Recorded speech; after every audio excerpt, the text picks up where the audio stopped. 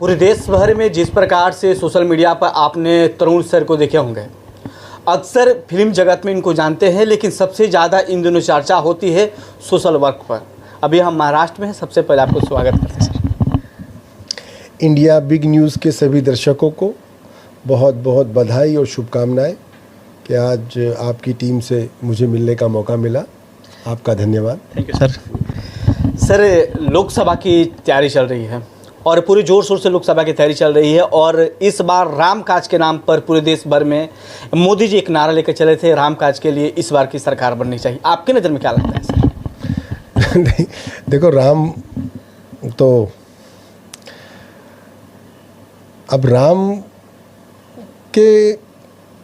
राम की बात पर या राम मंदिर पर अगर आप सरकार बनाने की बात कर रहे हो तो मतलब मंदिर तो बहुत पहले बन जाना चाहिए था। इसमें मुझे तो नहीं लगता कि ये तो मुद्दा बना दिया लोगों ने, बन गया और फिर ठीक है, क्योंकि अनुकूल सरकार है तो मंदिर बन रहा है। पर मंदिर तो बनना चाहिए था 500 वर्ष पहले।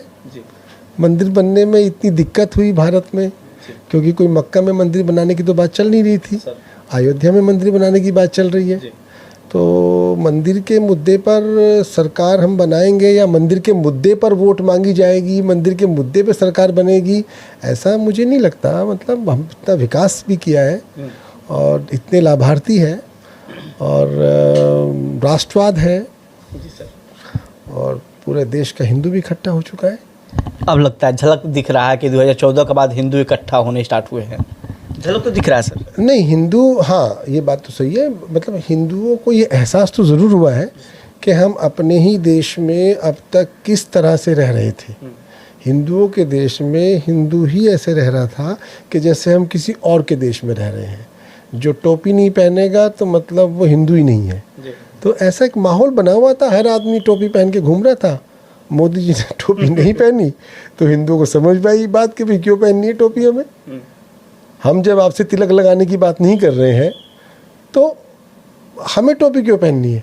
सब अपने अपने हिसाब से अपनी पूजा की पद्धति में रहो और ईश्वर को प्राप्त करने की कोशिश करो।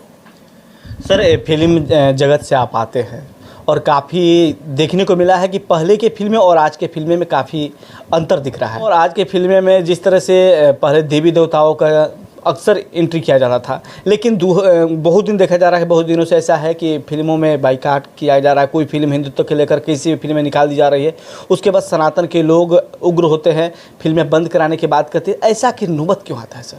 देखो, ये दो तरह से इस सवाल का जवाब होगा। पहला सवाल आपका है कि देवी देवताओं का फिल्मों में क्यों अपमान किया जाता था, आप शायद ये कहना चाह रहे हो। हाँ, तो पहले यही था कि देवी देवताओं का अपमान इसलिए करते थे ये लोग क्योंकि कोई विरोध नहीं करता था।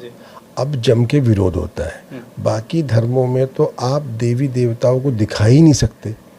उनका अपमान करना तो दूर की बात है, आप उनका फ़ोटो बना दोगे तो आपका सर तन से जुदा हो जाएगा।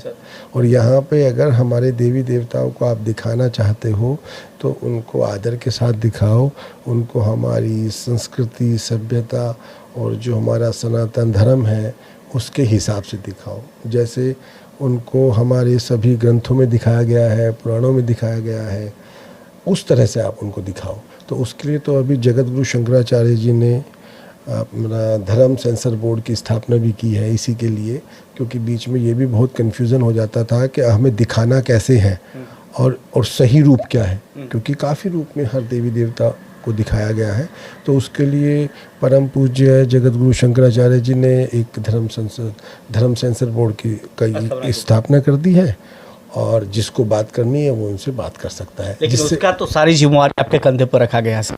मतलब मैं भी उसमें की एडवाइजरी बोर्ड में हूँ और इसीलिए भी हूँ क्योंकि यहाँ पे निर्माताओं को बहुत दिक्कत होती थी। पहले वो किसी तरह से भी शूटिंग कर लेते थे, उनका अल्प ज्ञान होता था क्योंकि वो इस बात का ज्ञान उन्हें कम है। हमारे पुराणों का पढ़ने लिखने का मौका कम मिलता है। वो तो यही देखते हैं कि एक साउथ की फिल्म है, उसके 2 सीन उठा लिए, एक इंग्लिश फिल्म के सीन उठा लिए और एक मसाला फिल्म बन के चला दी। तो उन बेचारों को पता नहीं रहता था तो वो फंस जाते थे। अब उनके लिए एक संस्था है जहाँ पे वो बात कर सकते हैं कि हमें किस तरह से देवी देवताओं को दिखाना है। तो पहले स्क्रिप्ट दिखाई जाएगी सर, उसके बाद आएगी? मतलब वो स्क्रिप्ट दिखाए और कैसे उसको शूट करेंगे ये पहले पूछ ले तो उनके लिए सुविधा रहेगी, और फिर अपना कोई दिक्कत उनको होगी नहीं। और कोई अगर देश में फिर उसके बाद भी अगर उसका कोई विरोध करता है तो उसको वो रिलेवेंस नहीं है, क्योंकि जब अगर जगत गुरु शंकराचार्य जी के एडवाइजरी बोर्ड ने उसको अप्रूव कर दिया है तो फिर कोई विरोध करेगा ही नहीं। अब तो सर आपके कंधे पे 2-3 जिम्मेवारियाँ हैं, जैसे फिल्म सिटी के लेकर भी बात की थे, उसमें भी आप वाइस प्रेसिडेंट भी हैं उत्तर प्रदेश में। और बात करते हैं कि आपके एक करीबी मित्र हैं लोकेश मिश्रा जी, जो भोजपुरी इंडस्ट्री से आते हैं सर, और भोजपुरी इंडस्ट्री में कहते हैं कि सर के मार्गदर्शन पर मुझे चलने की बहुत अच्छी।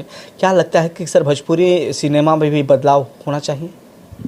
भोजपुरी सिनेमा को लेकर तो मैं माफ़ करना, आपके सभी जो भोजपुरी देखने वाले दर्शक हैं और निर्माता निर्देशक हैं उनसे मैं शुरू में माफ़ी मांग लेता हूँ, लेकिन मैं भोजपुरी फिल्मों को देख के तो मैं बहुत ही ज़्यादा चिंतित रहता हूँ, क्योंकि आप देखिए जिस स्टेट की भाषा सिर्फ 3-4 करोड़ लोग बोलते हैं, कन्नड़ हो, मलयालम हो, तेलुगु हो, तमिल हो, बंगाली हो, मराठी हो, कोई भी भाषा होने दो, उनकी फिल्में इतना बढ़िया काम कर रही हैं, ऑस्कर जीत के आ रही है।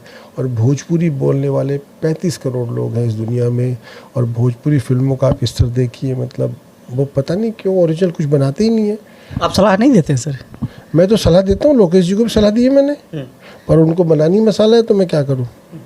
लेकिन लोकेश जी ने तो आपकी बातों को फॉलो करके ये कह रहा हूँ, अभी अगर मेरी बातें लोकेश जी और इनके सभी भोजपुरी इंडस्ट्री के मित्र मानेंगे तो भोजपुरी फिल्मों में बहुत स्कोप है। अगर थोड़ा भी ये कंटेंट पे ध्यान दे और ओरिजिनल कुछ बनाने की कोशिश करे तो हज़ारों करोड़ रुपए एक फिल्म कमा सकती है।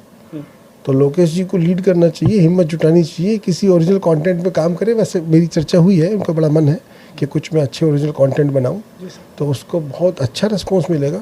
इसलिए आप भी डायरेक्टर रहे ना सर, हिंदी फिल्मों के डायरेक्टर रहे, इसीलिए बोला। नहीं, वो अच्छी फिल्में बना रहे हैं, पर मुझे लगता है अभी और अच्छी बनाने की ज़रूरत है। और सर एक कटुक सवाल है सर, पठान फिल्म आया था, भगवा पर विरोध जारी हुआ था, और उसमें दिखाया जा रहा था कि उसके बाद से भगवा के रंगों को लेकर लोगों के अंदर भेदभाव भी दिखी थी। पठान पर आपका रिएक्शन क्या है? आप रंगों की बात कर रहे हो या फिल्म कैसी है? फिल्म और रंग दोनों है। नहीं, देखो, जहाँ तक रंग की बात थी तो मुझे क्या लगता है कि क्रिएटिव लोग हैं, जैसा मैंने पहले बताया, इनका इन चीज़ों पे बहुत ध्यान नहीं जाता है कि मैं कहाँ पे भगवा यूज़ कर रहा हूँ, कहाँ पे हरा यूज़ कर रहा हूँ। वो गलती हो जाती है। मतलब मुझे नहीं लगता, वो इतने बड़े निर्माता हैं, आदित्य चोपड़ा, शाहरुख खान भी इतने बड़े एक्टर हैं कि वो पर्पसली कुछ ऐसा करेंगे, लेकिन क्योंकि उनका अल्प ज्ञान है उस वजह से वो प्रॉब्लम हो जाती है। मैंने फिल्म देखी है बाद में, तो फिल्म में तो उन्होंने उसको काट दिया, भगवा यूज़ किया नहीं उन्होंने दीपिका पादुकोण के ऊपर। अपनी सीट का पेटी बांध लीजिए, ये डायलॉग विरोध के बाद आया था। क्या अपनी सीट की पेटी बांध लीजिए? हाँ, हम सब पॉजिटिव लोग, ऐसा कुछ था ना, तो उसमें क्या डायलॉग गलत था? वैसे कुछ गलत नहीं था, वो तो उनका प्रमोशन था ना पठान का, और उन्होंने अपना प्रमोशन किया और फिल्म अच्छी चली, लोगों को अच्छी लगी फिल्म। और मैं आपको एक बार वैसे बता दूं, अगर आप ये जानना चाह रहे हो कि बाइकआउट से कुछ होने वाला नहीं है, बाइकआउट का कोई उपयोग भी नहीं है। जो ट्विटर पे बाइकआउट करते हैं वो अलग टीम है, और जिसको फिल्म देखनी है ना वो फिल्म देखता है, और वो फिल्मी आदमी है। वो सुबह थिएटर का इंतज़ार करता है, शाम को फिल्म देखता है, उसे कुछ लेना देना नहीं देश की पॉलिटिक्स कहाँ जा रही है, समाज कहाँ जा रहा है, वो फिल्मी है। उसका जुनून होता है फिल्में देखना। अच्छी फिल्म बनेगी, अच्छा कंटेंट बनेगा तो लोग ज़रूर देखेंगे जिनको फिल्में देखने का शौक़ है। यदि आपको पार्लियामेंट का मेंबर बनाया जाए सर, लोकसभा सदस्य बनते हैं, तो सबसे पहला वर्क आपका कौन सा होगा? क्योंकि आपने फिल्म जगत से आते हैं। मेरा वर्क बाइकआउट बिल्कुल नहीं होगा, पहली बात। और मैं आपको भी लोग हिंदुत्व के लिए जानते हैं सर। हिंदुत्व अपनी जगह, हिंदुत्व से फिल्मों को क्या लेना देना है? हिंदुत्व है अपना काम। अब जो राम मंदिर का निर्माण कर रहे हैं उनका फिल्मों से क्या लेना देना है? जो फिल्में बना रहे हो फिल्में बना रहे, क्योंकि उनका काम है सारा दिन फिल्में देखना, फिल्में बनाना, कहानियाँ सोचना और कहानियाँ बनाना, कहानियाँ कहना। उनका क्या लेना देना कहाँ मंदिर बननी है, कहाँ मस्जिद बन रही है, उनको कोई लेना देना इस बात से ना। उनका धर्म से, उनका धर्म है अच्छी फिल्में बनाना। अब जो मंदिर निर्माण में है उनका काम है कैसे भव्य श्री राम का मंदिर बने। जो पॉलिटिक्स में है उसका काम है मैं चुनाव कैसे जीतूँ, मैं हर बूथ को कैसे जीतूँ, उसको क्या लेना देना फिल्मों से। पर हाँ, नेताओं की आदत होती है, उनको कोई बोलने के लिए कुछ ना कुछ चाहिए तो वो फिल्में भी नहीं छोड़ते, वो राम मंदिर भी नहीं छोड़ते, हर बात पे बोलते हैं जो मुझे ठीक नहीं लगता है। आप अपना काम करो, फिल्मों वालों को फिल्में बनाने दो, आप अपनी पॉलिटिक्स करो। फिल्मों से पॉलिटिक्स से क्या लेना देना है, फिल्में अपनी जगह है। पर फिल्में क्या है ना, दो ही चीज़ें हैं इस दुनिया में जो डिनर टेबल पर डिस्कस होती है, फिल्में और पॉलिटिक्स। आप जहाँ जाओगे हर आदमी को पॉलिटिक्स डिस्कस करने में इंटरेस्ट आएगा, हर आदमी को फिल्में डिस्कस करने में इंटरेस्ट आएगा। लेकिन जो फिल्म बना रहा है वो फिल्म बना रहा है, वो बिल्कुल इस उद्देश्य से फिल्म नहीं बनाएगा। जो भी ईमानदार फिल्म मेकर है कि मैं किसी धर्म का मजाक उड़ाऊं या मैं किसी पॉलिटिकल पर्सनैलिटी का मजाक उड़ाऊं, वो फिल्म बनाएगा। मौका मिले तो क्या होगा, सबसे पहले सवाल क्या लोकसभा के रूप में मौका मिला, सदस्य के रूप में मौका मिला, तो अपने क्षेत्र के लिए कौन सा ऐसा काम करेंगे जो अलग होगा सर, सबसे अलग। वो लोग जितने भी पॉलिटिशियन सबसे अलग होगा, इसलिए कि एक अलग पहचान है और अलग इमेज है, तो अलग कार्य भी है सर। देखो, मैं तो अपनी लोकसभा को एक आइडियल लोकसभा बनाने की कोशिश करूँगा। उसके लिए बहुत ही छोटे छोटे कदम लेके आगे बढ़ूँगा और अभी भी बहुत काम हुआ है और काम होना बाकी है। अब क्योंकि परिस्थितियाँ उस वक्त देखी जाएगी कि कहाँ कितनी परेशानियाँ हैं, कहाँ कितनी प्रॉब्लम है।